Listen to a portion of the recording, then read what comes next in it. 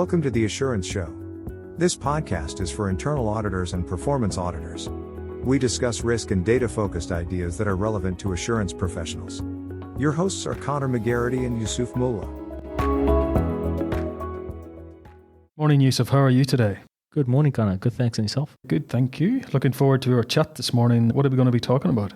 Today, we're going to talk about 3 things to consider in ensuring quality in the use of data and analytics as part of audits.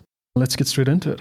The use of data and analytics is pretty common nowadays. That includes things like visualizations, both static and dynamic, and we call that audit viz. And then also, obviously, the selection of data and the use of analytics through the work that we do. 3 things we are focusing on today and we need to understand. And the first one is our audience. So there'll be various members of an audience for audit outputs. The key audience for an internal audit function would be the audit committee that are looking for particularly assurance on the way in which activities are being managed and projects are being managed. The secondary audience, some would say the primary, but most highly recognized as a secondary audience is management, who need to do something about the individual items that are identified in internal audits. And then you may have regulators and others that are interested in the outputs of audit reports, but there would be a tertiary audience. Primarily, you're targeting your audit viz towards your audit and risk. That's right. Yeah. So that would be the first set of people that need to know. And then, of course, management need to know maybe to a greater level of detail. If you're thinking about where to pitch your audit viz then, in terms of audience, it will be reasonably high level to the audit committee and a bit more detail to management. The audit committee sometimes have a need or desire to get into the detail, but generally they want reasonably high level, and then management wants something below that. Would it be reasonable then to spend a little bit of time at the start of your audit program every year trying to understand what the audit committee would like to see and how they like to see things to help you design your audit viz as you go through your... That would be a prudent approach. Knowing your audience by asking them directly would be important, yes. And then the other thing you need to do is, as you work through the audit plan, think about what it is that you want the audience to see based on what their needs are.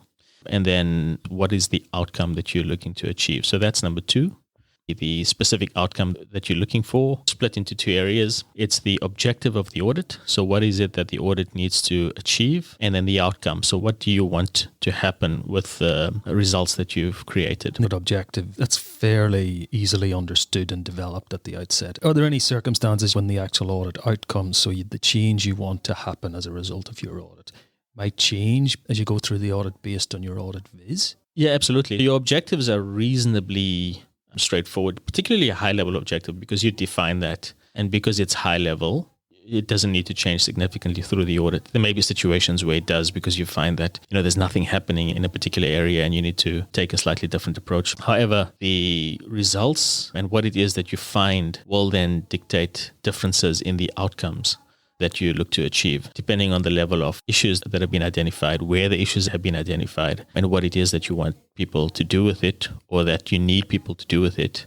That will then change and your audit viz will change. So that's 2. And then the third is quality assurance. Now, this is probably the easiest, which is why it's number 3. And this is about various levels of QA, self-QA, reviewing your own work, peer QA, so somebody else looking at particularly the technical details of the work that you've done. Then you've got functional QA, so a level above, or depending on the nature of the team that you're in, it may be another peer that does functional QA, and then overall audit QA. So that's within the audit team. And then you'd want to do validation with the business team to ensure that what you've looked at, what you've found, actually makes sense. It aligns with what the business person is thinking as well. Just for clarity here, when we're talking QA in this respect, we're talking QA specifically related to audit viz and what's been displayed or shown, as opposed to broader QA across an audit itself. Is that right? Yes, that's right. So this would be making sure that the data that was used, the rules that were followed, the exceptions that have been identified actually make sense, and then that the visualization is correct. So it shows what it needs to show, and it is technically correct. So it actually has the right technical backing to it, but also is functionally correct. So it's not overemphasizing one area over another just to get an outcome. As we conduct the audit and we go through and we make our audit vizes, and invariably we see lots of really interesting things, well, in and of themselves may not go to the objective of the audit. What are some of the ways that we can park some of those issues, or how should we treat them that they can be useful later on? So it depends on whether the issues that we're finding directly relate to the objective. So sometimes the hypotheses that are selected appear to cover the objective, but you find other things as you go through your analysis that you can then tie back quite clearly to the objective. And that's the easy one. When it's something else outside the stated audit objective, the second layer then is this actually something that we want the audit committee to know, or we need the audit committee to know? And then you can't hide behind the fact that the audit objective doesn't cover what you found because you found it. The third is where you find things that are relevant to management. They aren't necessarily relevant to the audit committee, but they are useful. And then you need to ask yourself, do I actually go down the path of finding out what's going on in more detail, or do I pass that on to management to investigate further? Are you talking there about the whole issue of going down rabbit holes and knowing how far to go and when to stop? Yeah, that's right. So it depends on the relationship that you have with various stakeholders and what the expectation is. It also depends on the level of maturity of your management teams. So sometimes those rabbit holes just don't make sense, efficiency, effectiveness, sense to go down, because you really need to be focusing on the objective of the audit. Sometimes, so if you've got a situation, and there's lots of audit teams that are in the situation where often you are able to change or enable change by showing what answers to questions that have been asked, what sort of value that can provide, then you may want to do it once and then pass it on to management for them to continue to do it. So it sounds a little bit to me like not going down the rabbit hole too far is a bit more of an art than a science and correlates with an individual's personal experience. Is that fair to say? It's similar to what you would have with most audit work, is that you can actually go down and dig really deep into details or broadly across and outside of the audit objective. But it all depends on what it is that you need to be able to provide, whether you can provide it, how much of time you have to provide that, and whether there's a benefit either to the audit committee or management. And people are naturally curious, I guess, so it's always good to have the peer have a look at your work and give you an almost independent view about, are you going too far into that rabbit hole, or maybe it's a supervisor or somebody in a more senior position who has that more experience to say, I think we've dug enough here, let's pass that on. That's exactly right. So, I mean, we've been talking about internal audit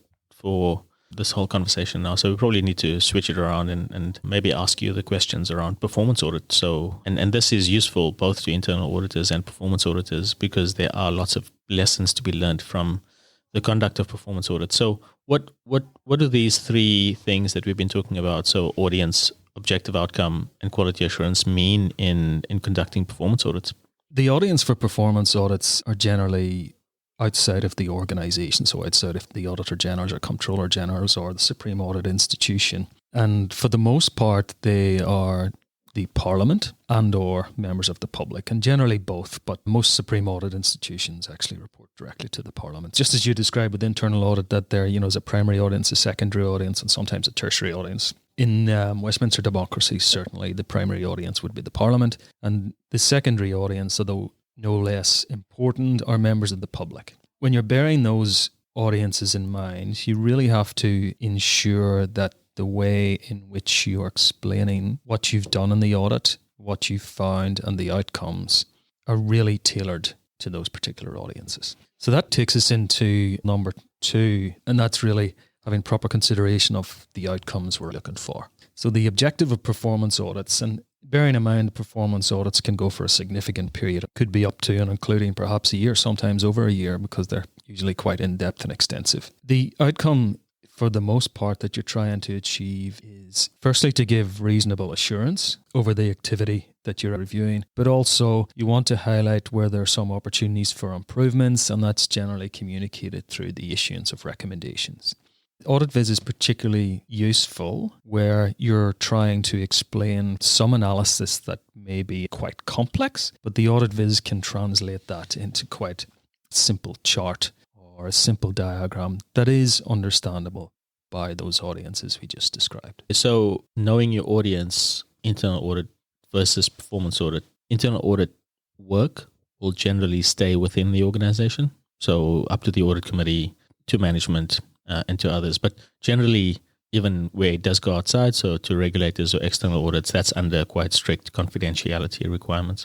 What you mentioned there was that your performance audit audiences would be the general public as well. So in terms of thinking about that audience and ensuring quality, you probably have an extra layer of ensuring confidentiality and making sure that you're not revealing any sensitive information. Yeah, that's absolutely right. And of course, every auditor out there will understand that sometimes taking something very complex and explaining it in simple terms is not actually easy to do in and of itself.